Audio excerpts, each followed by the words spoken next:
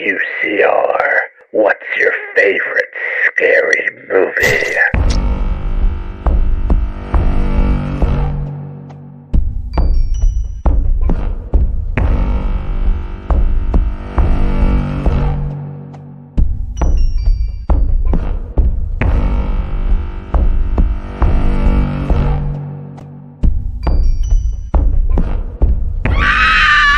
Hello out there, all you creepy, crawly critters, and everyone who's listening to Uncensored Radio or watching.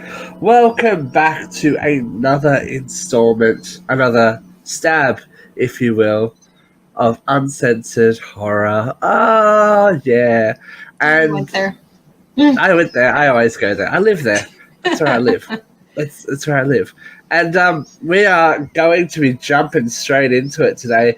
There is no time to mess around because we're talking about a very eagerly awaited, well, for some, eagerly awaited project. Ladies and gentlemen, we're heading to the Big Apple today. Not on a boat, not with a zombie, but with a Ghostface killer. That's right. Today we are talking about, I guess we're calling it Scream 6, right? Yeah. Well, that's what it's called. But a lot of the materials is calling it Scream. Right. Well, my ticket was Scream 6, so my ticket said Scream 6 as well. Yeah, we'll just call it Scream 6. We'll call it Scream 6. So I think it's safe to say that this time we all saw it in cinemas, right? We all managed to get to a cinema and actually see it as opposed to last time. Do you think it was just over a year ago that we were sitting down talking about Scream 5 and returning to the franchise after the less than fruitful returns of Scream 4, but we are now back at it again with renewed vigor and excitement. It's all the timing, right? Like, there was nothing wrong with Scream 4. Like, Scream 4 was a good movie. It was just, I think, wrong time. Yeah. Like, it just wasn't well received because it was the wrong time. I think there was. I did a rewatch before we dove into this. Before I went to these at the cinemas, and it's a strong movie. I just don't think it was A, released at the right time, and B, had enough hype around it. Like, it was the return to the franchise that could have been a bit more, iconic. A bit more hyped up. Like, look at how well. We'll talk about this now. Look at how well they promoted this movie.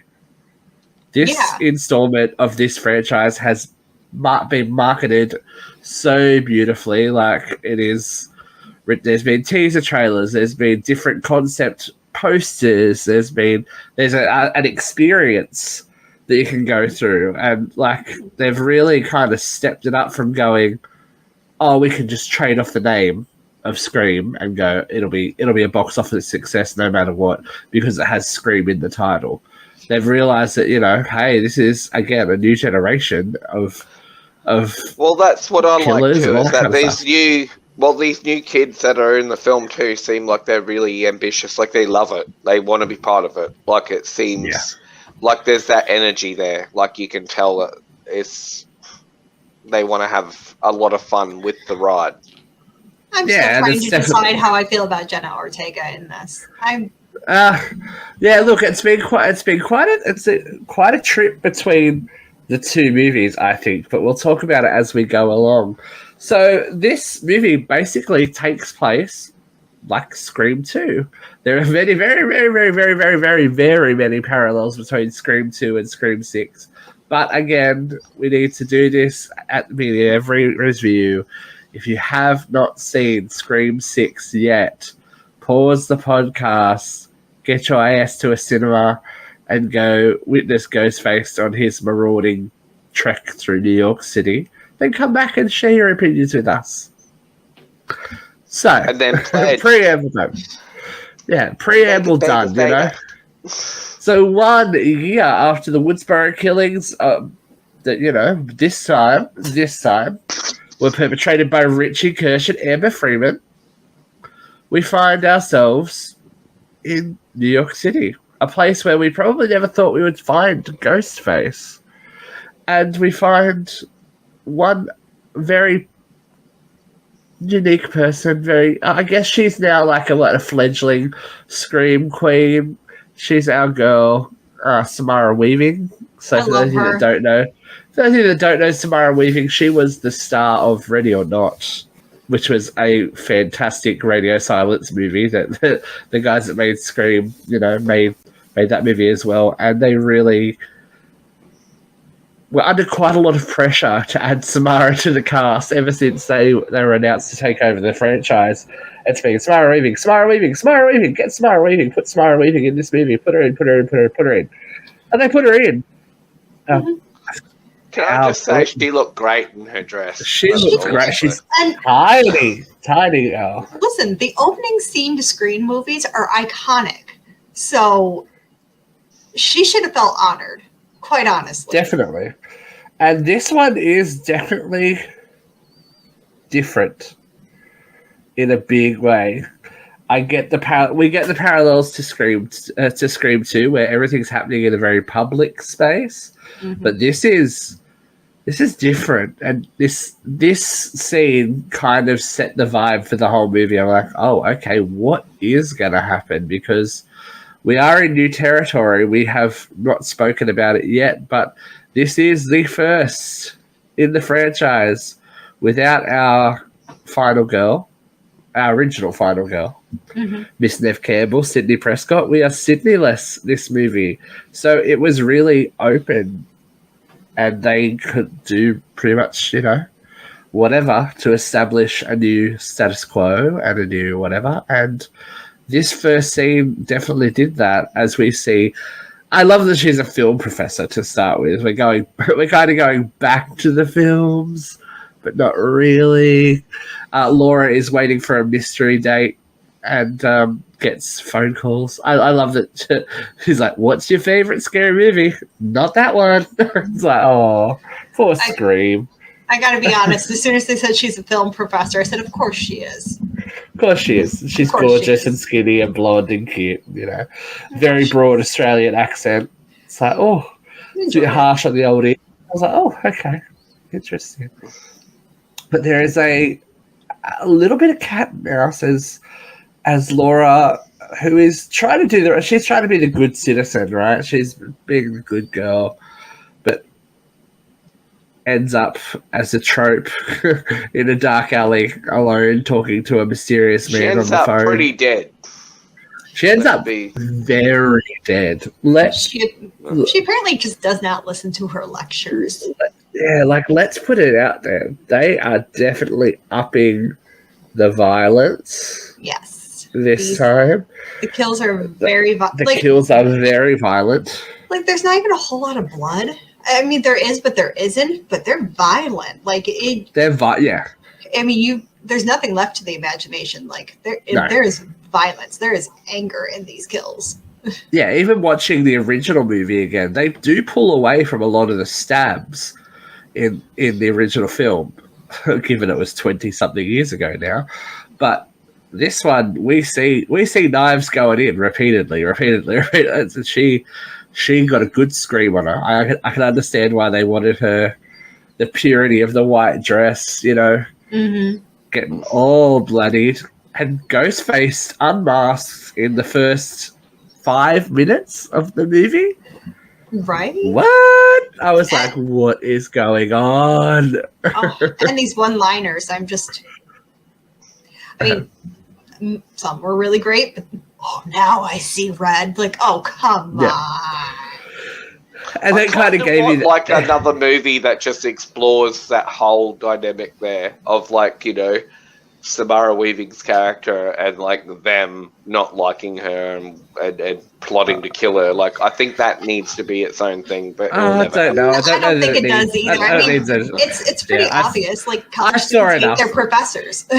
I saw enough. I would like to see more Samara Weaving, but I don't know that I need to see those characters again. They serve their purpose. Yeah. As we find, as I said, Ghostface is revealed, effectively does what, most normal serial killers do and just blends back into the street, blends into the environment around him, and we lose him until he runs into a very familiar face out of nowhere. Tara Carpenter, out of nowhere, is in New York City and going to a frat party because that's what you do in New York City. Yeah, that's what you do. But as Jason returns to his humble abode, which is full of very nice movie paraphernalia, those posters would have been expensive. Those big ass posters that are like wall mounted and whatnot. Well, we find that he is rich boys. Yeah, he is a rich boy with a fetish for stab movies, obviously, because he opens a mini shrine that has 2 Ghostface masks, like the Father Death costume in the bag, all that kind of stuff. And we discover through his phone calls that he and his roommate Jason are the new Ghostface killers, apparently. Mm-hmm. And they wanted to get Greg. I'm having a lot of trouble with the name Greg. Greg. That's not a very serial killer name. Well, neither was Billy or Stu. Greg. Anyway, Greg got blue balls and had to have a kill, but he gets punished ultimately when he receives his very own phone call. It's a case of be careful what you wish for, I guess, because you end up on the wrong side of the knife as opposed to his roommate, who we have a nice little hotter colder scene. Did you like the homage to Friday the 13th Part 2? I did like our little Jason, our little Jason homage. I mean, Jason's playing on the screen. We're looking, we are looking for Jason, and then after a little game of hot or colder, we find Jason well and truly dismembered. He is beheaded. Beheadings, I mean, as we will find out later in the movie. It was pretty fantastic. It was pretty fantastic, and then Ghostface wastes no time in dispatching the wannabe duo with a new iconic line. Who gives a fuck about movies anyway?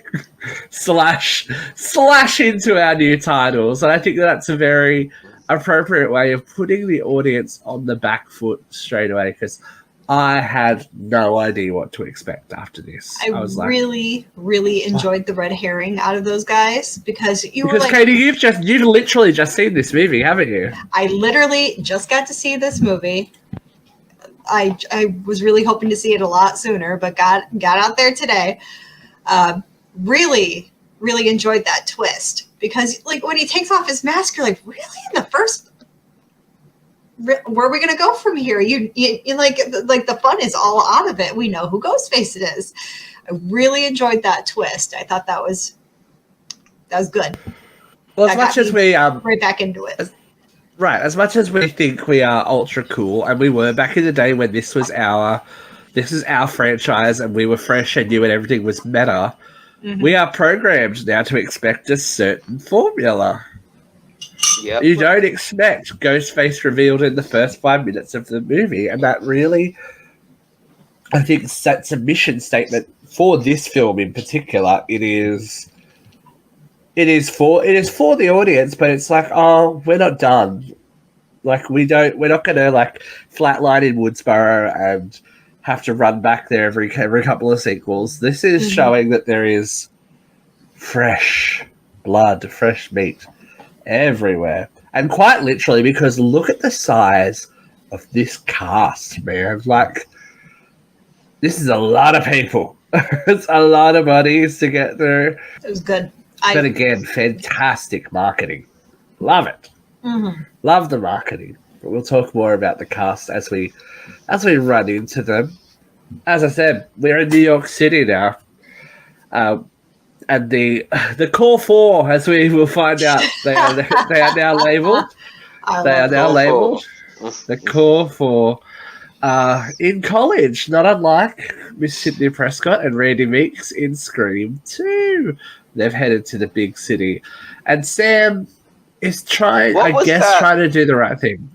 What was that scene with the boys dancing and we'll talk about that because That was weird. Sam is in therapy. Weird. Yeah. Oh, I had to think about that for a second. Yeah. Sorry, I know what you're talking about now. I'm ready. we'll get there. We'll get there. So Sam is in therapy, as she should be. As she should be. As she should be after, the events of her life and her last movie and whatever. Well, and also having auditory hallucinations and visual ones. But she says she hasn't. She said she hasn't. She's not seeing anyone she's not supposed to at the moment. So she's not right, Bubs. I mean, that makes me. I've seen this movie twice now. Yeah, I've seen this movie twice now, and that line does make me question Sam a little bit. Is she a reliable narrator? Is she a reliable narrator? Because she says, "I'm not seeing anyone I'm not supposed to." Right, because when she says that, and then she goes into, "Well, I have trust issues," and she hasn't told him anything. So it's like, does he know that she hears voices? No, he had no. Poor Dr. Stone had no idea. And the reveal is great. She's like, "Well, my dad's Billy Loomis," and she's like, "They made a movie about it." He goes, "Yeah, they really did," and he's like, I have to, and then then she alluded to the fact. Yeah, he was looking at her at first, he didn't believe her. Yeah. Then she alluded to the fact that when she was killing Richie, it felt right, which and is and there it is. Yeah, it's like, babe, that's a little bit too free, with your information.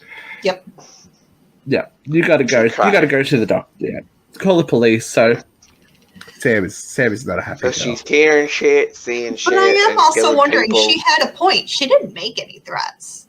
No, she didn't make any threats. She didn't make any threats to herself or others. I'm wondering, would a therapist really have to report something like that? It depends on the law, I guess, right? I would. I'm curious just by looking at her, I'd be just like, Yeah, she's got a good setup to be a serial killer, but that's not the point. Yeah, she's a bit. But the most important thing is that she expresses that there is this online conspiracy that she is the mastermind behind the Woodsboro, I guess, 3.0 killings, and that she framed Richie and Amber, and that she's actually the one that did all the killings, orchestrated everything, and it's. Do you reckon online she may have? No, I don't think it is, but it's very interesting that they're already poking at the culture. They love to be meta, and they're like, the online is going to frame someone as a killer and someone as a hero, and it's very interesting because that happens in the real world every day. Mm-hmm. So we have the twins, Mindy and Chad, and Tara. All together, partying up at the frat house, and as we've already alluded to, there's another little Scream 2 Easter egg that Tara might be pledging a Mega Beta Zeta. I was just about to say that. It's probably not a good idea. That didn't really end so well for the last one. Poor Cece. Oh, Cece. Poor Cece. But Tara's trying to live her life. Tara's trying to get on, get through, get drunk, and get some D. And she's getting cock-blocked, She's getting cock-blocked by pretty much everyone. Mm-hmm. I guess they're just being good friends, and we get it. Horrible things can happen to people. Well, she was a little drunk, and he got a little forceful at the end, dragging her. Oh, at the end, out of nowhere, he grabbed her and dragged her up the stairs. I'm like, oh, okay, that's over. But no, we're done here. We've got Annika, who is Mindy's new girlfriend. Yeah. New girlfriend. I mean, did she even warn her? This usually doesn't end well for my girlfriends. No, I feel like that's what you should do. And of course, Chad's, as we've talked about, Chad's roommate Ethan, they've got a weird vibe going on there. I don't know if he is there there's some kind of hero worship. It was a little bit weirdly homoerotic for a little second there. It was like, okay, it was strange. I was like, okay, cool. Whatever, but yeah, after there is a bit of a scene caused when Sam arrives home and Tara isn't there, as she's informed by their new live-in roommate and resident slut. Sex positive.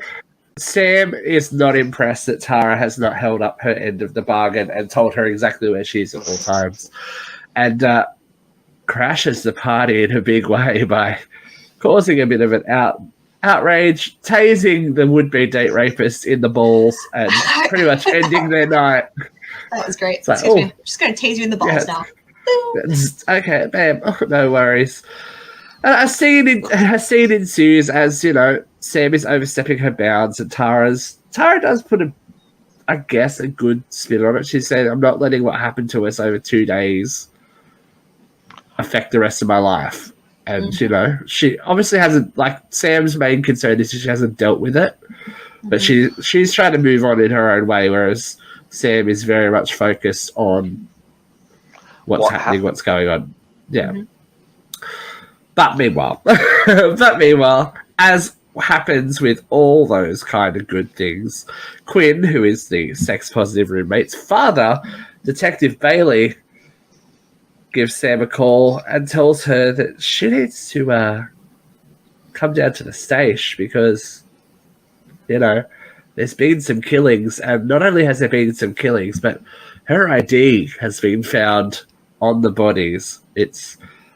We're going hard on the Sam angle here. Someone really wants her to pay, so she does the right thing and leaves after her fight with Tara. And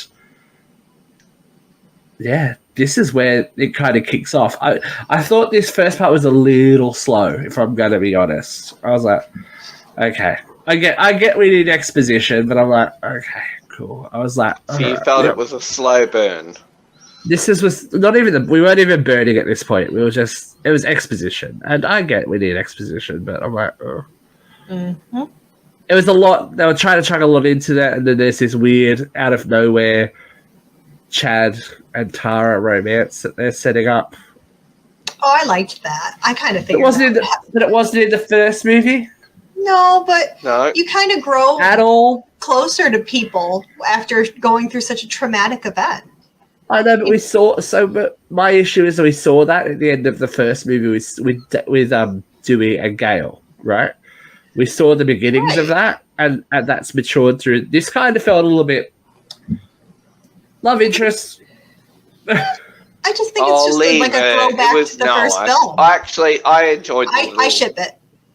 Yeah, I was shipping. All right, well, I'm a chat Stan. I'll work on the nickname. I'll work on it. I'll work on it. Tarred. Yeah, I don't know. Yeah, I'll work on it. You can get yourself into some awkward. You can get some awkward moment. We'll work on it. We'll come back with it. So not only was Sam's ID found at the scene of the crime, but also the Ghostface mask with Richie's DNA on it from last year's killings. So someone has been taking a little bit of evidence and, borrowing it. So on the way to the station, we get a phone call. We get our first, lead girl phone call in the middle of the street in New York from Richie's phone. Yeah, that one's a little awkward. That was weird, right? Because we all saw what happened to Richie at the end. Richie ain't coming back. No, Richie ain't coming back. Richie ain't coming back at all. There is no there is he beeped out in a big way. But Ghostface is very at home in the streets of New York as he manages to appear out of nowhere and chase them into a bodega, which what I like about this movie is that a lot of it happens in public. You're like, oh God, this is happening. And it's typical New York. No one cares. Do you know what was so special about the name of that bodega? I didn't see the name of the bodega. What was the name of the bodega? Abe's Snake. And it is a pseudonym for Wes Craven when he used to make adult films in the 70s. There you go. There we go. So There is full of Easter eggs for the entire franchise and everything to do with the franchise. It's too many to list. So if we forget some, please let us know. But the bodega scene was kind of spoiled a little bit by the trailer, but it's still intense. This Ghostface is not pulling any punches.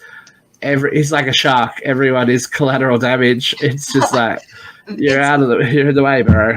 It's very New York attitude, like what the fuck is your problem, man? Yeah, get in line, ladies. That's right. Yeah, no, that guy just got fucking made into a meat pie, and then everyone else is like, "Oh, we out, we out, we go." Oh, yeah, they're like, yeah. And look, the store clerk tries to do the right thing, but ends up, a puddle of brains as well. Oh, he was so close. He was so close. I must say, Ghostface with a shotgun though was pretty intense though. Like grabbing the shotgun and like the whole thing was like, oh wow, like this is really up the ante. Like Ghostface, they ain't afraid to shoot someone in the head now. Because has Ghostface ever had a gun before? He has guns. Well, they have guns at the end. They have guns at the end usually. What's her name? Aunt Jackie had one. Aunt Jackie had one. Yeah, Aunt Debbie Jackie. Salt. Debbie Salt. She's Aunt Jackie. Debbie Salt doesn't exist. They always have a gun. They always have a gun at the end. It's very rare that they use guns to kill people as Ghostface, though. I know, because it'd be so much easier.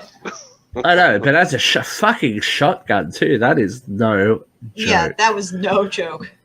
That was no joke. But as soon as that cat and mouse scene ends and the police arrive, Ghostface manages to disappear, leaving behind another mask. This time, the Ghostface mask used in the 2011 Woodsboro killings. Mm-hmm. And we are going backwards, my friends. Backwards to the source. Counting down, but to what? And we will find out. How do we feel about Dermot in this movie? He plays the grizzled cop. Yep. That's very him, isn't it? Like very good. I feel like casting. That's him. He's like but very. If he wasn't available, who would you have wanted in that role? Let's just have a little. Stallone couldn't have done it. Stallone couldn't have done it. He's I would have liked someone cheesy. Like. I love him, but too cheesy. See, this brings up an interesting question because there's a lot of people wanting Samantara's mum in the next movie, and they're like, "Oh, it should be Selma Hayek." I'm like, she's too old. Like you've got to reconsider these people. Do you know who I said who it should be? Yeah, who? I think it should be Jennifer Esposito. Yep. What the mum from Modern Family? No, someone. No, I think she needs to be She needs to be someone that looks around Sydney's age. So around that, around our age. It could not. I cannot believe you just said that with a straight face. I love her too, but she's just. You can't. Yeah. She can't do it. No, Selma Hayek's in the too old category. She would have been great for it, though. I want Jennifer Esposito. Selma could be cast as someone younger. Like, honestly. No, I want Jennifer Esposito. She looks fantastic, but she's not believable to be that young. Yeah, no. But anyway, we digress. Because we are going to go back in time now to a moment that everyone has waited for. I let out a little squeak of joy when it happened.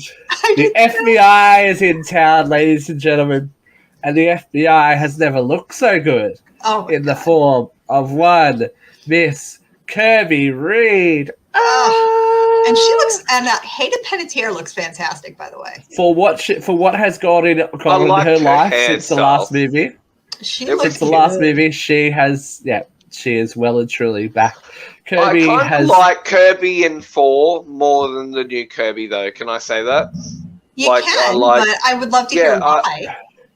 I thought that Kirby in 4 felt a little bit more authentic. Like, she felt like in this movie, she was very much, I guess because they were trying to set up that she may be a potential killer, that there was something off about her. Whereas I felt like she was more authentic and real in 4. And this installment, she just felt a little bit like strange, but I guess that was the setup. So I didn't get that vibe, and Do you know what I think it was? I didn't peg her as a killer at all. Do you know what I think it was? I think it was the fact that the cast was so large that we didn't get a bit more Kirby backstory. I think she would have fitted in a bit more because she was absent for the last movie. Mm-hmm. Yeah. We've seen all of these characters. Do you know what I mean? Yeah. We've spent time with all of these characters, and we know how they act and how they will react. The last time we saw Kirby, she was dying. Right, and she explains that. So not only do we meet Kirby again in her new, matured, liberated / I don't know what uploaded form. She's Kirby 2.0, but we get Gale Weathers from Channel 4 back on the beat. Gale is in the city, looking very much like a South Park Canadian character. Like, oh my gosh, Gale's there, and she the beat for sure. She gets the swing in typical Gale Weathers fashion. She gets swung at, but she gets hit by the little sister this time. I like that. Gale Weathers can take a punch. Let's put it that way. She doesn't hold a grudge. She is back. She really doesn't, does she? Straight away. Like, she was okay. Like, she was like, yeah. No glass jaw on Gale Weathers. She was back straight up at it. And we find that Sam and Tara are upset with Gale just a little bit because she's done what she said she wasn't going to do at the end of Scream 5. Is anyone shocked? She's written a book. She's written a book. I'm not surprised, and I'm glad that we kind of lost the sentimentality that Scream 5 had us have around her. Gale's character has kind of woven in and out of, moral ambiguity. Let's put it that way. She's been on the right side of the line and she's been on the wrong side of the line, but she always in the end does the right thing. She was meant to always be a vicious bitch. Listen, but she does the right thing in the end. Bitch. I think she will always look out for herself and do what she thinks is ultimately best for her, but I also think she does have her fellow survivors' best interest in mind besides what is profitable for her. Like, she obviously does not want these girls harmed. Yeah, she can't, and I guess she can't help that the one thing that she's famous for is, horror and murder. She was just involved. It's just how it is. Mm-hmm. And yeah, as I said, she's always woven in and out of this moral ambiguity. And it's nice to see that, at the end of Scream 4, they were very much happy families. At the beginning of Scream 5, everyone's broken up. At the Scream 5, we lose Dewey. So Gale, I guess, is left hanging and back to where she was at the start of the first movie, where she's more about her career and her own preservation as a journalist. Make sense, though, too. Like, someone who's lost someone they were close to, like, that's her defense mechanism, right? Like, to really put up that Gale wall again. Like, well, wouldn't you? Yeah, of course. Yeah, and like I get her character direction. Like, it's good that she returned to being the bitch because that's who she is. Like, she's not a bad person, but she's someone who just protects herself. Like, and to be fair, it's her story too. Yeah, she has a kind of right to tell her story. Yeah, exactly. They can't expect her not to do that. This is where we get the in-story explanation that, Sidney knows what's happening, but she's not coming. This time, after what happened to Dewey, and I don't blame Sidney. I don't either. You know what I mean? She doesn't really owe these people anything. Nope. Anymore. Like, she's done her job. This is their mess, and I guess that's a good way of they've successfully done what they wanted to do and handed over. Do you reckon Sydney will be back for part 7? I don't know if it'll be 7. I think she'll definitely be back. But this movie has proven they can do it without her. Because I thought this was a great film. Sydney, Mark, and the kids, the girls, are in hiding. They're not even telling Gail where she went, so there is no getting to Sydney this time. She has effectively taken herself out of the equation, like she was trying to do in Scream 3, right? Mm-hmm. She was trying to do it in Scream 3, but they were using her mother to pull her back in. Sydney is removed from the situation. She is done. She is out. Now, Dr. Stone, on the other hand, is kind of dealing with the information that Sam gave him and really kind of hits the cutting room floor hard. What is it with this movie and stabbing people in the orifices? Yeah, they got him. Oh, they got him good. And did you notice, in the nose. In the nose. Did you notice that? They're all watching horror films. He's watching Invasion of the Body Snatchers, the original. Cute. And I love it that you're next. There could be any one of you. It's like, oh, we're getting meta. I love it. Like, it could be anyone. I love that for us. It could be anyone. But he is stabbed in the nose. Like, oh, I just can't. It's like, oh, how's your cavity, sir? Quickly dispatched. As we discover, it is the day before Halloween, just, because Michael Myers is dead, so why not let Ghostface take over the holiday? And left behind that crime scene is another mask left by the only solo Ghostface killer, Roman Bridger. This is when I knew that we are going to really go for the whole franchise. I feel like Scream 3 is like the bastard like stepchild of the franchise. Everyone's like, ugh, Scream 3. They're like, no, we need to give Roman. Kirby says we've got to give Roman his props. He's the only one who did it alone. So we're giving everyone their dues, and she mentioned stab and all that kind of thing. So we are well and truly in the universe. We are not doing a popular horror trait where we get to, the 6s and 7s and 8s and trying to ignore certain parts of certain movies and saying it didn't happen.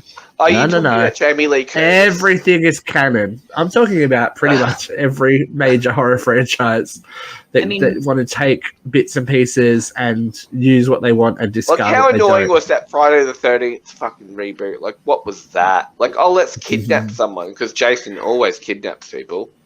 Like, off topic. And Mindy's spectacular. Her monologue. She's definitely taken over Randy, hasn't she? She's the rule deviser, and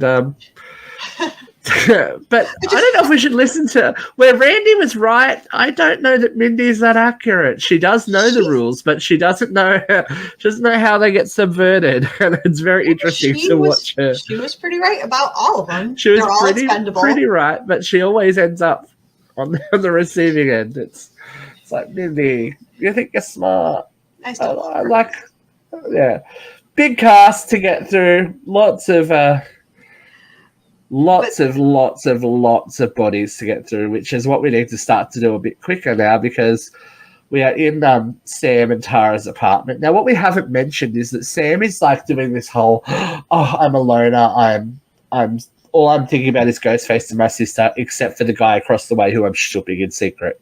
Oh. We forgot to mention secret boyfriend. Oh, and he is. Yeah. Grade A. Grade So A.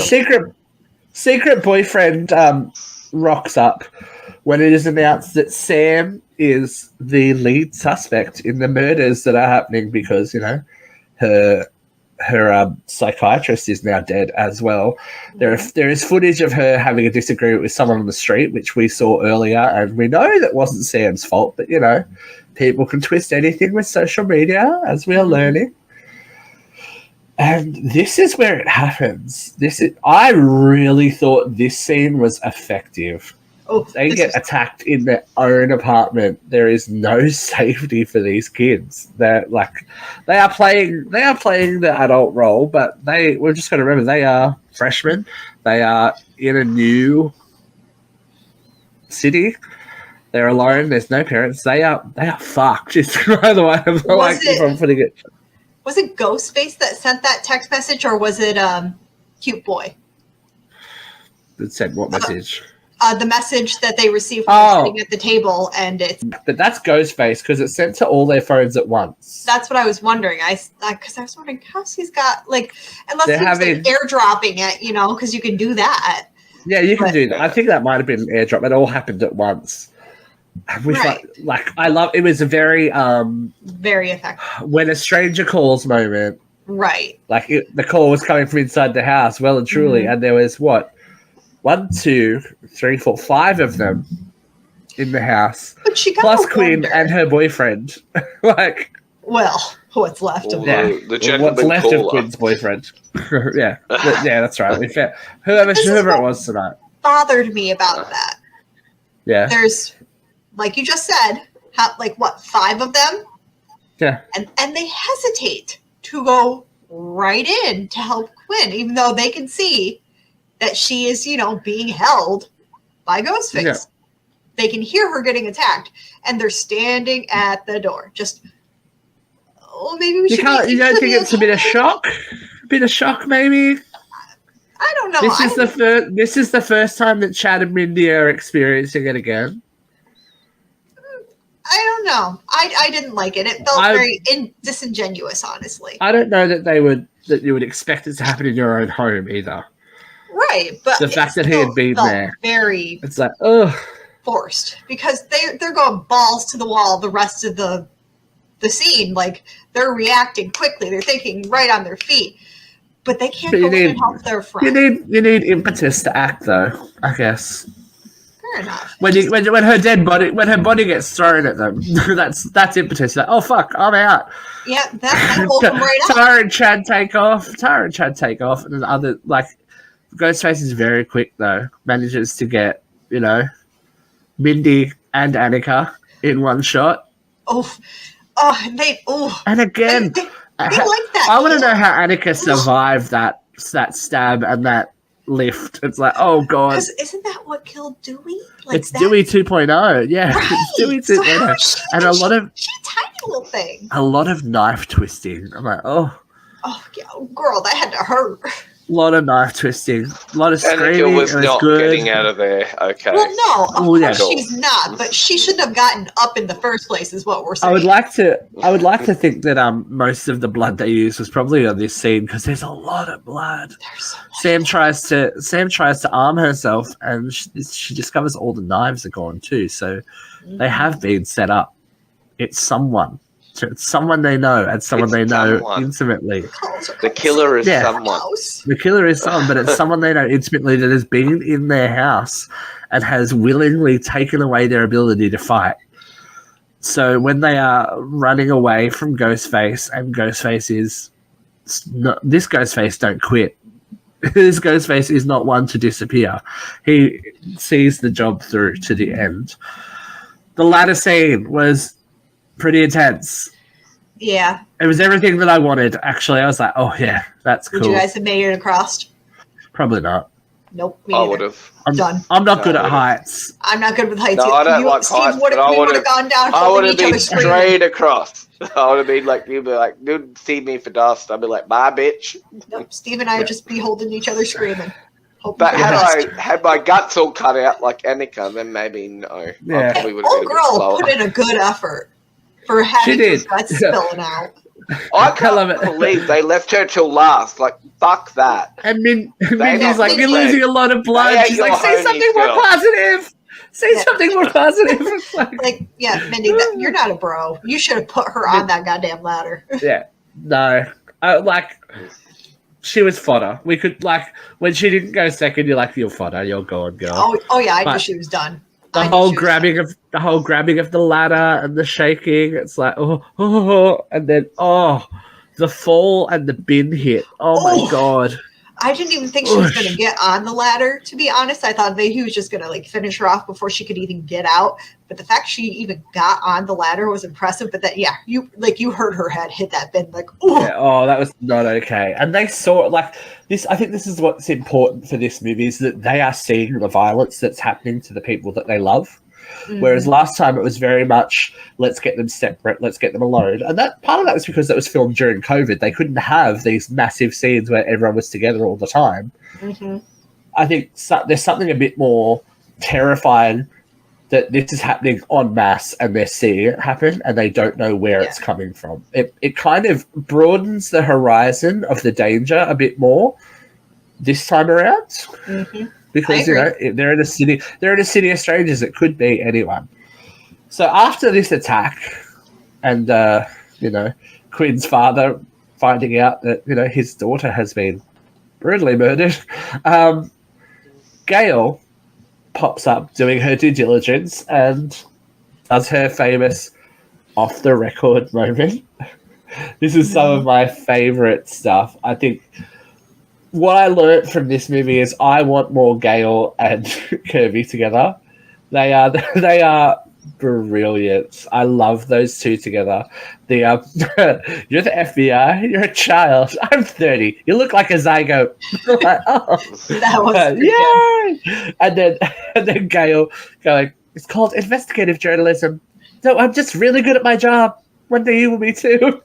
Like, you gotta love those Gail Weather lines. She always got the best. She got her bit, and I think she's got a really good foil with Kirby. Like, because Kirby will give it back to her, and that's the whole dynamic in this. Is like Gail has power, but Kirby has power as well. It's just like, oh well, you want to fuck me over here? I'll fuck you over here. But Gail has come through, as she always does, and discovered an abandoned cinema complex. And she did it because she's really good at her job. Yeah, she's really good at her job. This is a fucking cool moment. I don't care how meta it is or whatever, or how unfeasible it is. Seeing that shrine, they had like Tatum's outfit. Seeing that shrine was an moment for, I think, fans of the franchise. Bad for them because you see Gail pause and do this. Exactly, and that's how sadistic this Ghostface is. He's taking their trauma, rubbing it in their faces, and going, "This is all happening. This is all happening because of Sam. But I'm going to make you relive it again." After the stab movies, after real life, you get to see it, and you get to see someone worshipping what happened to the people that you knew and loved. It was cool. I'm not even gonna, it's the moment. It's kind of one of those Freddy vs. Jason moments, or one of those iconic horror moments. I think in years to come, that'll be on a reel of coolest moments in horror. We see all of those Ghostface costumes set up on stage, and very noticeable Easter eggs for fans of the series. As Luke said, Tatum's clothes, drawings of Dewey, the mask from the play that Sidney was in college. All of this stuff that, we've spent time absorbing is, again, put on display and used in a perverse worship. It's good stuff.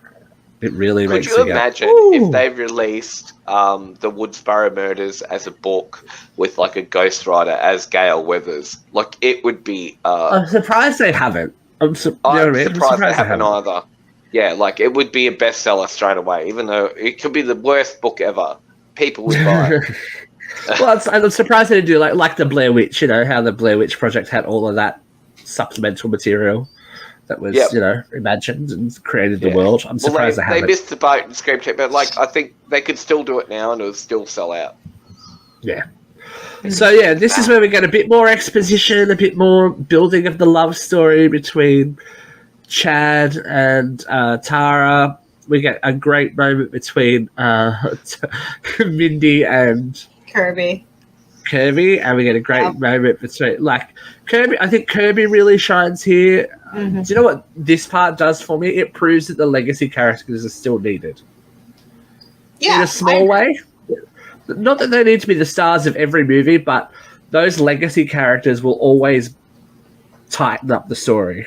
Look, I'm glad they brought Kirby back because I know that she was predicted dead in the other film, but she was a fan favorite, and I'm glad that they brought her back because she kind of brought back. She got shortchanged. Like she got shortchanged. Yeah. Well, and it's almost like passing the torch too. I mean, Randy, the horror expert, and then it goes to Kirby, and then Mindy. And Kirby's showing us what might have happened if Randy had managed to survive. And I think it's important that you know that she did come back, because Wes Craven always intended Kirby to survive. He purposed the last shot of Kirby. She is still breathing. She is still moving. That's what Wes said on the audio commentary for Scream 4. That she's not gone in his eyes. So it gives a little bit of Wes to this as well, and like a nod to what they were going to do with that intended trilogy that was going to happen before it stalemated. And she acknowledges it. She's like, "I was dead." And that's it's good. Like, I think that she's a great cast member to have back. You know, she better come back for 7. That's all I'm saying. Look, we'll talk about it. We'll talk about it. I think there'll be a Sidney, Gale, and Kirby trifecta. We get an homage though. Next, we get an homage in a white van. We're trying our very best CSI moment, like CSI/NCIS. We're going to trace the call. Scenes. We're going to trace the call. Sitting in the van with Kirby, but again, we didn't expect it. Just like in Scream 2, we didn't expect that Randy was going to get pulled into a van and mutilated. We didn't expect that the one person who wasn't there was going to be in the biggest trouble. It was Gale. And we get an iconic, I don't care, this is going to go up there in this franchise as one of the best moments in there as well. Gale finally gets her phone call. 6 movies in, Gale gets her phone call from the Ghostface killer. It's like, it feels right. It feels right. It should happen now. And Gale gives as good as she gets. This Ghostface goes in for the kill, like right in the heartstrings about Dewey and about how she's never been the star, but she's the brains of the sex appeal. I love Gale is Gale. Gale is Gale 24/7, and I live for that. But this chase scene, given that it happens in a small space, I don't know. I was like, yeah. Courtney looks so tiny in that scene. Like, I actually, I don't know. I felt the tension straight away. I was like, oh, definitely. That was actually Courtney. Get out. She performed her own stunts for that scene. Yeah. Yeah. She did it all. And you know what? It's rare that we see Gale alone with a Ghostface. Like, Jill. Yes, she was alone with Jill, but she was in a party. Do you know what I mean? This is Gale well and truly alone, one-on-one with Ghostface, and I thought it was great. There was tension. I'm going to shoot you in the fucking head. Again, the best of it. Can you hold, please? That was so what? One of the best moments in the franchise. What? That was so smart, though. I know. It's Gale Weathers. It's Gale Weathers. Come on. What other person would have thought to do that? No one. It's fucking Gale. No. Gale had to be the one to do it. She's the only character that made sense for. And she has her photo with Dewey. Like, it's important. I think I like these small little touches that, Dewey's gone. He's still there. Sydney's gone. She's still there. They're still a part of the story, but they're not driving the story, which is great. Yeah. I thought she was done. I did too. I was like, they did it. They did what I thought they were going to do. So what do you think her line meant when she was telling Sam, tell Sidney he didn't get me? I don't know. That she didn't die. But he did. This is what is she trying to save Sidney? Is she? Do you know what I mean? Is she going to say Gale died, but it wasn't like Ghostface didn't murder her? That's something else. Blah, blah, blah, blah, blah. Do you know what I mean? Mm-hmm. Is she trying to save Sidney from the fact that she's the sole survivor? No, I think it was more or less like she was letting Sidney know, like sentimental wise, like he didn't do her in, like he didn't get the last laugh. Finish me off. I died. Yeah. From bleeding out. Blood loss. So he's still got her though. Yeah. I get it. She didn't lose the fight, is what she's trying to say. Right. There was a faint pulse. There was a faint pulse. And I must say that we've talked a lot about Melissa Barrera's acting in the last movie. She's definitely stepped it up this time. Yeah. Definitely. She was not a shit. That's true. That moment when where they lose Gale, I was like, oh girl, there's some chops. There's some acting chops. Mm-hmm. And as I said, there was a big reverse in the characters. I think that actress was a victim I found of Tara the first film. She had to be so annoying in this movie. I can't decide. Like I was saying, I can't decide how I feel about Jenna Ortega. Quite honestly, she was like I think Jenna stole the last movie. Mm-hmm. Jenna stole the last movie from Melissa easily because she was the ingenue. She was the innocent victim. She was I don't know. There's something I didn't love about her this movie. I guess it was supposed to. Wasn't she? Little prick. Yeah. I agree with you. I just wasn't loving her. Was not loving her this movie. But Melissa Barrera has said in interviews that the most important thing about this movie is that people got to know Sam and got more time with her to understand her, because that's the way the franchise will survive. Mm-hmm. I think they've done the right thing. I really didn't feel the franchise was going to float with Sam in the last one. In this one, I was like, I'm on board now. Like I like her. Good. I liked her in the other one, but like I didn't think she had the longevity. But now, like I've seen her in this film where she was like pretty much kick ass, like Linda Hamilton shit. I was like, I'm with you, girl. Character. I'm with you. Yeah, I support her and I care about her, but she's still not my favorite. No. I think she'll prove herself. I think they're going to take us on a long and winding road with Sam, and I think it will be a very different road to one that Sydney was going to take. But this is where it kicks into high gear. You know, it has to, because we're nearing that time. This is the longest Scream movie, so we got to get to it. They devise a plan to trap and kill Ghostface in the theater, which also has the scene that I called from the trailer, the subway scene. I knew that wasn't the same scene, the one with Mindy and the rest of them. I'm like, that's not the same. It's not the same scene, and it was great. It was very tense watching those ghost faces pop up and pop out. Both times that I saw this movie, when they were like, "How many stops do we have left?" and she goes 10. The audience all audibly groaned. They're like, "Oh!" Like the audience were very into it. They're like, 10 more stops of, Ghostface possibly killing us. Did you catch all the horror references in the costumes? Yeah, there were a lot. Pinhead. Pinhead. There was the Michael Myers. There was the Babadook. Which was my personal favorite. There was Samara Weaving's character from Ready or Not. There was lots of people. So most of the core four make it off the train. Mindy is stabbed again, quite violently. Ethan comes to her rescue, even though he is his prime suspect. He is her prime suspect. He's the one that saves her, which is nice for her. At least she gets saved and didn't die. She could have very well died on that train. Do you know what I mean? It's New York City. She could have very well died on that train, and no one would have batted an eyelid because she was getting stabbed in front of them and no one noticed. Oh God. And I just the sad thing is, like, I've actually seen a video of someone, it was in LA actually, getting stabbed on a train and no one done nothing. Like, literally, one lady was like, "Oh, you're bleeding all over my bag." I'm like, oh my God. Like, it's like it's not that far-fetched. Well, it's meant to be a commentary on the real world, so they're doing the right thing. But Sam, this is the moment we've been waiting for. I think every time we see Sam now, we think, how long till we see Billy? Ah, Billy. And we get our little CGI Billy Loomis. God love him.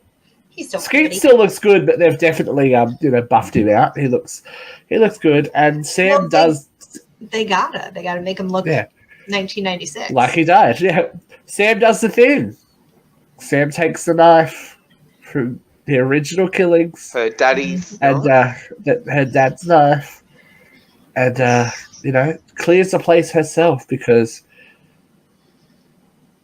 she gets a phone call saying that Kirby has been dismissed from the FBI due to her mental state. So this is our red herring moment, kids. We're happy to say it's not her, but Now, did we decide whether that was actually true or whether he was just telling a story? I think it's a fib. She wouldn't have her weapon if she was dismissed. But she could have a weapon. Oh, she could definitely get a weapon. But didn't she have a weapon and a badge? She could have kept her badge. Like she had a badge. Yeah. So while everyone is now effectively trapped inside with Ghostface, not one, but two Ghostface appear and attack. Tara gets stabbed in the back. Ouch. Out of nowhere. And Chad. Now Chad. Very symbolic. Chad went down.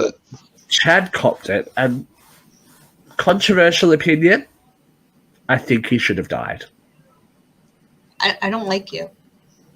I think he should have. Because we're running the new Dewey, though. Like, I get we're running Dewey. Yeah, but we're doing the same. We're doing the same thing over again, right? But he copped it pretty bad. Like, he should have died. I agree. Oh, yeah. That was him. He was I think if any character should have died in this movie, it should have been Gale. Quite honestly. I love Gale, but it was Gale's time. I don't think it's Gale's. I think it would have resonated a bit more if one of those new kids died. Well, then what is this? Well, what is all this talk about? Well, we all thought he did die, though. All the legacy characters until the last scene. They did like the Dewey thing where he's on the stretcher. I didn't do it, but I don't know. That's just my problem. It kind of ruined Mindy's speech when all. I kind of think though, like he survived. Maybe he was wrong. Now the next movie, I think Chad's fucked. Like he is actually going to die. Yeah, we'll see. I feel like if any of them should have gone, it should have been Gale. Yeah, so Tara and Sam are trying to escape. And this is where we get our reveal of not one. How do we feel about the reveal? Two, but three. I was kind of surprised that there were three. I was very surprised that there were three. That bitch wasn't fucking dead. I knew I didn't. She was shocking to me. I cottoned on when he was crying and stuff, and when he come out like, "Oh, I've lost my kids," and I'm like, "Yeah, I went like this." And that bitch ain't dead. That's awkward. I didn't. Yeah. I didn't pick her. No, it made sense because they had talked about her brother dying before. Yeah, but they weren't specific. And you know what this series is like. You know what this series is like. They said that he had died. And that's why he followed her to New York City. That was enough for me to go, he's one of the killers. Like, I knew straight away then he was one of the killers. That's fair. I've heard other people say it too. Yeah. I was happy enough to just let it... I went into the movie going, don't overthink it, just watch the movie. Don't overthink it, just watch the movie. And I was happy enough. Do you know what I mean? Yeah. Ethan, I was hoping Ethan wasn't going to be... Oh, no, I knew it was Ethan. As soon as that scene happened with Mindy's speech, I'm like, it's Ethan. Ethan's one of them. And then when he called and mentioned Kirby being out of the FBI, I'm like, oh, it's him. Yeah. I did not see Quinn being the third killer. But we get the... I did. I knew that she wasn't dead when he was crying. Like, something about it felt very disingenuous. I'm like, she's not dead. No. And her death was like, she didn't actually have any wounds. Like, she was just covered in blood. So... I don't know. I just sort of cottoned on straight away. Maybe I've seen too many screams. I was like, it depends on how you watch the movie. I did not get a good enough look at her body, honestly. So the next time I watch it, I'm going to have to like very carefully like look at her body. Yeah, no, she was just covered in blood. She had no wounds, and you did not see her actually get hurt. But the thing is, if she had been stabbed, you wouldn't necessarily, and she wasn't gutted like the rest of them, you wouldn't necessarily notice. You'd still have a stab mark, though. Like, she was just covered in blood. Like, she looked... It is very quick. That's what I will give it. It's very quick. You don't have time. And it was during that intense scene of, like, all the shit happening to Annika and whatever. Yeah. Like, it was too much. Like, that was the point of it, though, too. That you didn't really... So we need to get to the motive. The motive, because the motive is always important. This is the family of Robbie Kirsch. Richie. Richie Kirsch. Robbie's Scream 4. Richie Kirsch. I'm with it. It's all good. Too many names in this movie. Way too many. Too many names. Too many characters in this franchise. But they are doing the vengeance thing, not unlike One Miss Debbie Salt. It's Scream 2. That's fair enough. Psychopathy runs in the family, And if one's like Scream crazy, 2. Yep, Scream 2 we ended in a theater. Scream 6 we're ending in a movie theater. It's nice. Yeah, no, it was very much. I felt like this had a lot of callbacks to Scream 2, and I liked it for the most part. Like I thought it was cute. I still think Scream 2 is better. It got me thinking now that even Mindy's like, oh, this is definitely, it's too easy to do, like, Scream 2 over again. It's like, but you basically did. Yeah, but I think there's enough different. Anyway, we need to get through it so we can we can give our little opinions. Okay, we get our massive like last fight where, there's lots of stabbings and twistings and bashings, shootings and all that kind of thing. And Ethan getting stabbed in the fucking throat. Ethan got fucked up. my best friend was like, oh, when Quinn got hit in the face with the brick and all the teeth came out, it's like, oh, that is a lot. And it was a lot, actually. There was a continuity error in that, though, if you noticed. She had teeth. I did notice it, but it was look, for me, anytime anyone loses teeth in a movie, I'm like, oh. Yeah. No, me too. I grabbed at my mouth like, oh, no. Oh, bloody Quinn. And the whole metaphor of this movie is that Sam needs to let Tara go, and that is very much manifest, at the end of this movie, and it proves that little Tara can handle herself. Well, I think we've all been looking at Sam as the psycho, but. Ooh, she seemed to enjoy that a lot. Tara's never fucked around. Did she fuck around in the other film? No, but she seems to really enjoy it. And he found out. Yeah, she seemed to enjoy it this time. But Daddy sees his daughter shot in the head as well, point blank fucking shot in the head. That's nice, but no, it was good for him. She was a mongrel. She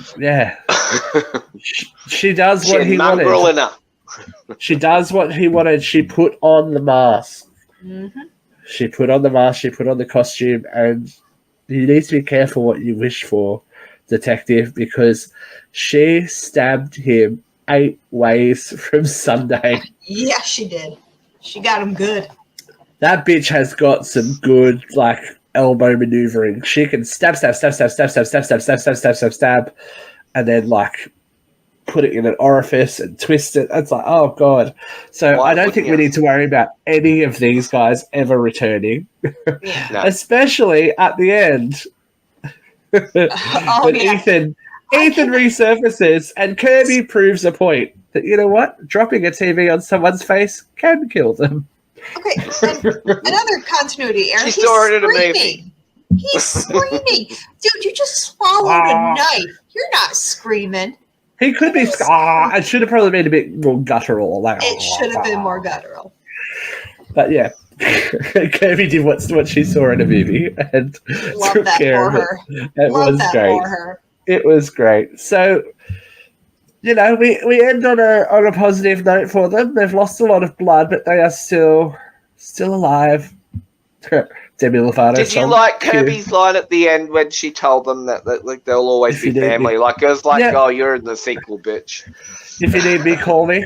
It's like, we'll be calling you, girl. Tara agrees to go to therapy. Mindy and Chad are alive. Kirby's taken to hospital. Gail's alive. Now, the one thing that kind of made me go, ooh, is her holding onto that mask. What? Oh, she held on to that mask a little too long. She held on to that mask a little too long for my liking. Who held on to the mask? Wait, was this Gail? Sam held on to that. Sam held on to Daddy's. Oh, at the end, then she dropped it. Yeah. Oh, yeah. She held on to that mask a little too long. Yeah. So that's the end. So you reckon she's crazy? Cue Demi Lovato song. And we have survived another round with Ghostface. All right, let's wrap it up with final thoughts. Ladies and gentlemen, you can start. Katie, you have thoughts, you have feelings, you go. How many screen masks? How many knives out of 5? 4.5. 4.5 out of 5. Yes. I like this way better than 5. Way better than 5. And Sam is in her villain era. She is going to end up a killer. I'm calling it now. Because none of the Scream movies have done that before. It's something they always wanted from Sidney, but it wouldn't have been a payoff if it was Sidney. Sidney's way too pure. She is. She does not have it in her. Even Ghostface says it would have been a great twist if it was Gale. Sidney will kill a bitch, but they got to be a Ghostface. Right. Well, Sidney will defend herself, but she doesn't have it in her to kill someone. She's she's either too traumatized, she's too compassionate, she can't do it. However, they have set Sam up to take over Ghostface's mask. They have. I'm very much looking forward to them, and I think this is where they're going, taking this into a psychological horror. Mm-hmm. The whodunit thing will stay, but I think they're going to push the psychological thing, especially with her seeing people. That opens up a lot of doors for former cast members. She's got like hallucinations and stuff. Like that's usually someone who will end up being like violent. She's going to break. She's going to snap. Right, Luke, what about you, Luke? What was your final thoughts? I give it 4 daggers out of 5. I think it was very solid. I think it was better than Scream 5. I think it's a nice return to form. I would have loved to have had Nev there, but I understand that she didn't need to be there either. Like they made it work without her. I would really like in the upcoming sequel that they can sort of bring it all back a little bit more. Maybe even go. I don't know if they need to go to Woodsboro, but they need to make it a little bit more like Scream 1. Like they've gone big, now go home. Like make it smaller. I don't think Sidney would have fit into this one very well. Quite honestly, there was no room for her. There was absolutely. I felt like it would have felt very forced and would have made the movie incredibly forced. Even heavier, a heavy movie, even heavier because there was a lot to get through. Mm-hmm. And I feel like some characters got shortchanged in the time we had. So if you added Sidney Prescott in there, Annika got fucked. Some of them get even really if you cut shortchanged. Annika completely out of this film, there is still no room for Sidney Prescott. Right. Yeah. All right, and to give the other characters but we have to talk about our own Sidney Prescott. One of our cast members is absent. So here we have Brooke's thoughts on Scream 6. Hi guys, Brooke here. Just stopping by to share my thoughts on the new Scream film, Scream 6, with you guys. I know that myself, along with a lot of other fans who love this franchise as much as I do, were worried about the whole future of the Scream franchise, essentially. I feel like Scream 6 definitely was a hit. I feel like it lived up to the hype that Scream 5 created, and we can all be really, really happy with where it's traveling and the direction that it's going. So I feel like with Scream 6 and the way that they have done it, they have definitely honoured Wes Craven's legacy while almost creating a personality of its own. So personally, I really loved watching the core four's relationship turn into more of a family pact almost, where they were strong enough to survive without the core characters or the legacy characters, sorry. However, seeing the legacy characters like Courtney and Hayden was such a joy, and I was so worried about what I would think of the film without, the likes of Sidney and Dewey. God rest Dewey. Look, I just thought that they did do a wonderful job, and I am so happy that it looks like the Scream franchise will actually live on for a while longer. So for me and my 11-year-olds who did come and see this at the cinemas with me, we have discussed it, and we will give this 5 Scream masks out of 5 because we did really, really enjoy it. Cannot wait to revisit it for a second run. But for now, it's bye from me, guys. Thanks. Bye. I am going to give this, like Katie, I'm going to give it a 4.5. I think it is very, very close to being top tier in this franchise. they have definitely proven their point that they do not need Sidney Prescott to survive and continue. And as someone who is a huge Scream fan, hello,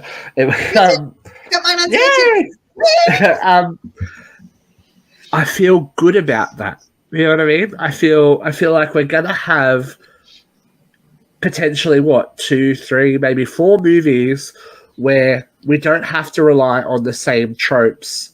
Yeah. But we're gonna honor the source material. We're not gonna pick and choose from the movies that we like. We're not gonna go a Halloween route with this and retcon and different realities and different everything that happens. I think that was terrible. I think that was terrible. That's the strength of this, and that's the strength of what's happening on Chucky on TV. You are taking everything that everybody loved about this franchise and even using it as building blocks, even the bad stuff, and using it as building blocks to build out. What I can see happening in the future, and what I hope for the future of this franchise, is that next, because they're very much about being self-referential with this recall stuff. Yeah, this is very strongly echoed Scream 2. What I would love to see in Scream 3, since we've Scream 7, is kind of what we saw in Scream 3. And someone is not making a movie, but possibly making a documentary about Sam. Ooh. And trying to figure out whether it is nature versus nurture, and really pushing her psychologically, and then making her question her own sanity. And that will, as I said, that'll really open up the chance for old cast members to return, because if you're dead, Sam can see you. Ooh, Sam can see everyone. Schumacher's back, baby. Schumacher's back. Sam can potentially see everyone that Billy and Stu killed. So there's no reason why she couldn't hallucinate. I really like that. Everyone from that first movie. Mrs. Loomis. I think that's the smartest. Hey, I think Kevin, that's the smartest way to go. Mrs. Loomis is Sam's grandma. We got to think of it like that. That's her grandma. Yeah, that's her grandmother. She has ties. She has these ties, these genetic ties, and I think that's a really interesting area that not a lot of franchise movies they don't do it successfully. I think that is an interesting way for the series to go, and we don't necessarily need Nev. But I think she will be back. Giving her this time away, she's not going to get franchise burnout like Jamie. The way I look at it now is she's in her Jamie Lee era, where she can come back wherever she wants, and the fan base will have her back. She could go away for another 10 years, so those kids that she's got are teenagers the next time we see her, and then, you know what I mean? And she could say, "Cotton Weary." We have a wide space to go. I think that if anything, moving it to New York, taking Sydney out of it, has opened it right up. And it could be anything. Scream could be anything going forward. And that's exciting to me. That is good. Yeah. So what's your rankings now? That the movie could go. Yeah, so Steve, you didn't give us your ranking out of 5. No. He gave the ranking. I meant like the movie rankings. My franchise ranking? Okay, I vacillate. Okay, I am going, and this is controversial. Nope, but I'm going 1, 2. Mm-hmm. I'm with you. 6. Ooh. 1, 2, 6, 4, and 5 are kind of tied. 3 is at the bottom just because 3 has too much comedy for my liking, but it's not a bad. I don't think there is a horrible movie in this franchise. There is a weird attempt at doing something different that didn't work, and I'm glad that they nixed it. Yeah. But I think it's definitely in that top, for me at the moment, it's in that top 3. It had enough in there for me to really enjoy it. I'm kind of with you. I am 1, 2. And I keep going back and forth between 4 and 6 in the third spot. Like I keep going back and forth. So we'll call it a tie. And then 5 and 3. I do 1, 2. Luke, what about you? I think 1 and 2. Like 1 is the best, 2 is the best, second best. 4 I think is the third. and then I'd probably be. I agree with you. I'd jump to 6. So it'll be 1, 2, 4, 6, 5, then 3. 3 is the weakest entry, but it's not a shit movie, as you said. No, it's very funny because I do with this what I do. It's just the weakest one of them all. Right. I do with this what I do with Friday the 13th. I never watch part 1 by itself. If I'm watching Scream, I'm watching Scream 1 and 2.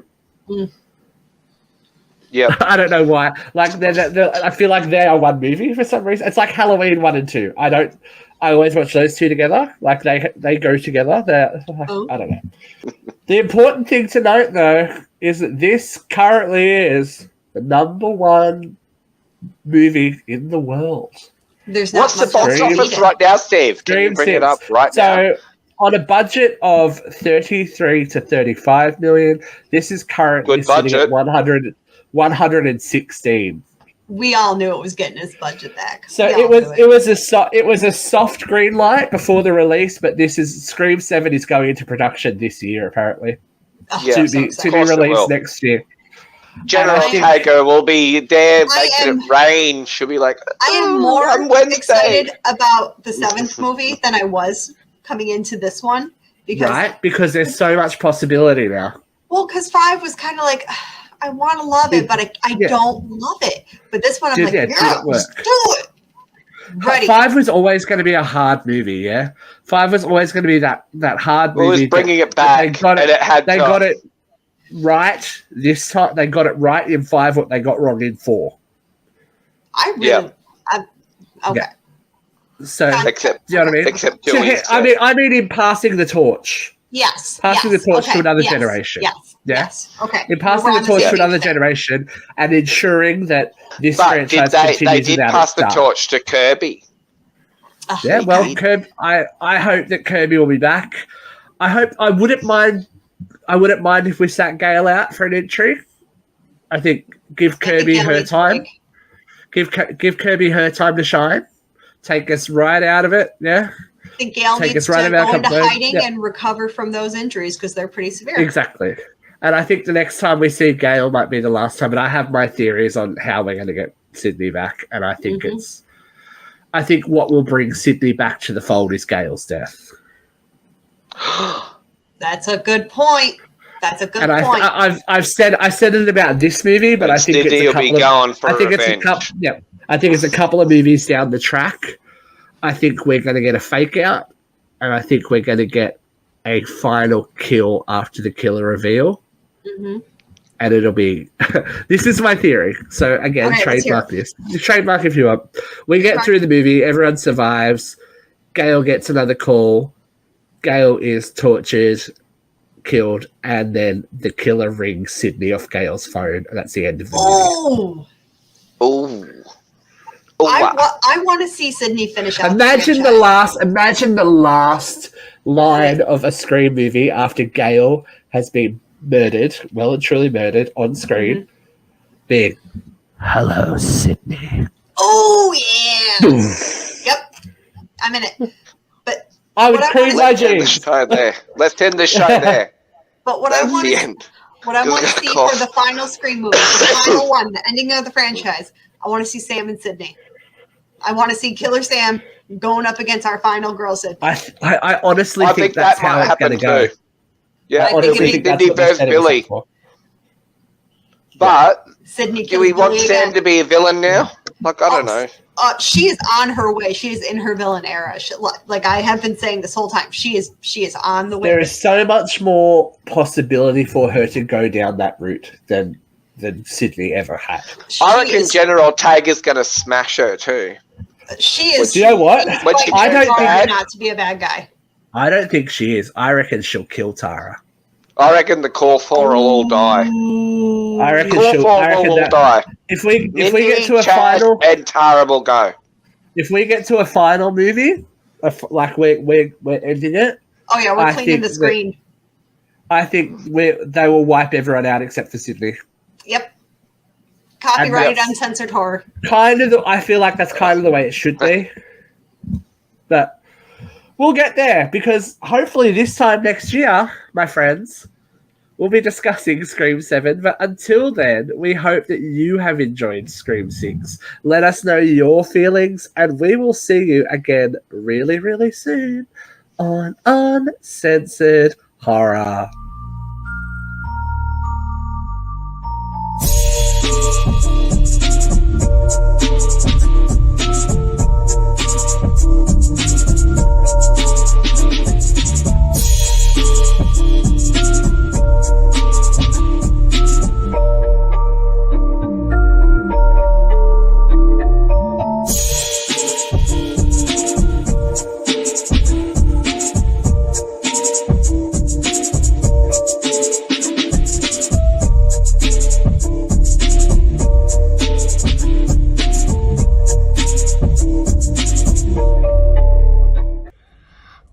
Hey guys, Matthew Pay here.